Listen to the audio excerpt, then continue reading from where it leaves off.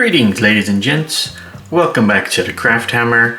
I'm your host Stefan, and in today's video we are looking at the Sanctifiers kill team from the Blood and Zeal box. This is something that me and a friend decided to split. He of course wanted the Goremongers and I was interested in the Sanctifiers, mostly because I have a lot of Imperial agents and they're very thematic to that small force that I have, so definitely wanted to add them to my collection. And in today's video we're gonna give you a quick little kit review of what we have here, how they were to build, and just my general thoughts on this kill team. Now, the main focus of this channel is generally Warhammer 40k, but we do often go and play some kill team, and we try out some of the other games that are in the hobby, not just 40k itself. So even though this can be added to your actual 40k army, although I don't know if the rules for them have actually been released yet to be put into the Imperial agents or maybe the Sisters of Battle, they can be played as a kill team, and I do think that's kind of where they shine, especially thematically of how this kit is. For a long time people have said that Necromunda has some of the best models, and they still do have some very nice interesting kits, but I do think that kill team has come into its own and has really flourished over the years. Especially with, I guess there's two sections of kill team. We have certain teams, for example, let's say the Space Marine Scouts. They're obviously just to have an interesting kill team, but then were really designed for the overall 40k game. While here, similar to the Inquisitorial agents, maybe the Arbites, they're not really intended to create a massive force for 40k, but to have a really nice thematic team for kill team itself. So I do think that over the past while we've been getting better and better kits when it comes to kill team, and this one specifically has some really nice little additions, although maybe not as many options as you might think. But I definitely think that the theme and the aesthetic of these guys really hits home and is a great addition for any collection. Now, in contrast, when it comes to the Goremongers, my friend did say that they were a bit fiddly, and to be honest, when it comes to any models that aren't Marines, they generally are a bit more difficult to build because they don't have as clean lines when it comes to things connecting, and of course the actual size of arms, of heads, are much smaller in comparison to a Primera Space Marine. The Goremongers may have had a more difficult time to getting built, but I have to say the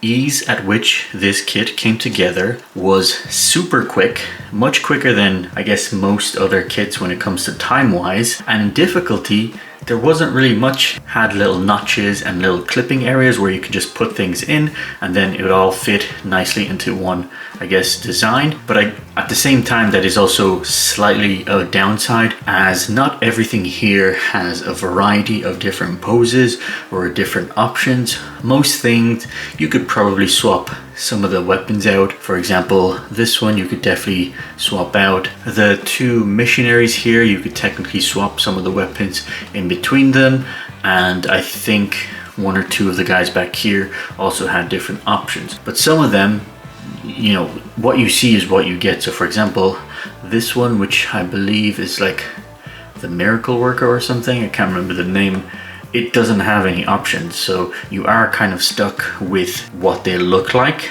And if you intend to get multiples of these to say add to your 40k army, do be aware that you will get a lot of repetitive poses. The little cherub can't be posed any other way. The lady here with her arms out, she can't be really posed any other way. So it's definitely something that they intended to be played with in kill team. Unlike other kits that they have like a multi-part use for 40k, this one is that you buy one of these boxes and you play it as part of kill team. And I guess if you really wanted to, you could add it in the future to your 40k army once they decide to release those rules. Long story short though, if you enjoy some of the more human aspects of Warhammer 40k, some of that grit, some of that grime that we see in humanity when it comes to I believe the Ecclesiarchy, you will definitely enjoy this kit. Don't be too worried about the comments that you see online that we're trying to bash this kit. Overall, it has been very fun to build up. The thematics and design of this are very nice. Even the assassin, I know a lot of people were trying to complain that it's different from the previous one. I'm also certain that some people just really wanted that older fetishized version of the assassin and expect that all assassins have to look that way. To be honest, I don't mind this one. I have no problem with it being different from the old one. Of course, we would always like to have updated versions of older models, but I think this is a fine model to add to any collection. I'm sure they might include more assassins in the future. These types of characters do seem to be popping up more frequently, so don't worry too much about the comments that you see online, and judge these models on how you see them in person if you get a chance. There's definitely some nice little details here. I am looking forward to this banner, getting that painted up. There's nice little trinkets in there, like a little bookshelf of items. The guy back here is holding a massive book on his back. I do wonder what exactly that's supposed to represent. And of course the two little missionaries, or I guess maybe preachers, they have some nice backpacks that, for example, this one has a flamer with some of the gas cans and then some little trunks on top. So very cool little theming, and there's nice little details that will be very fun to get painted up. So overall, if you're interested in some of the human aspects of the Imperium, definitely recommend getting your hands on this kit. Super quick to build, very easy, lots of fun, and I am looking forward to seeing how these guys do in an actual Kill Team game. So until next time, make sure to check out some of our other kit reviews and some of our other videos. Don't forget to comment on this one, don't forget to like, and of course subscribe to the channel. And until next time, take care, folks.